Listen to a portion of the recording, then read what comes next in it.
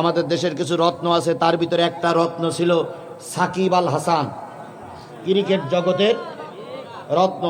কিন্তু তৎকালীন সরকারি দল করার কারণে সে এখন দেশের থেকে পালাই চলে গেছে। আরেকটা রত্ন আমার সাতক্ষীরার মোস্তাফিজ, আইপিএলে খেলার জন্য ভারতের সঙ্গে কন্ট্যাক্ট হয়েছে। 9,20,00,000 রুপি, না ভাই, 9,20,00,000 রুপি। এই 9,20,00,000 রুপি ওনার সঙ্গে কন্ট্যাক্ট হয়েছে। ইউনূস সরকার ক্ষমতায় আসার পরে ভারতের সঙ্গে সম্পর্ক এখন কি যাচ্ছে না, ভালো যাচ্ছে না। ওদের পেঁয়াজ ঝাল আমাদের আর লাগতেছে না। কথা বলেন ঠিক না ঠিক?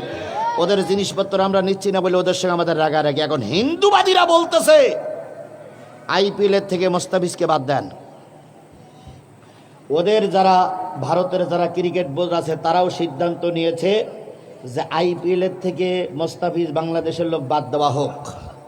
যদি মোস্তাফিজকে বাদ দেয়, আমি আমার সরকারকে বলবো আইপিএলে নয়, বিশ্ব ক্রিকেট খেলায় আমাদের দেশ থেকে কোনো দল যাবে না।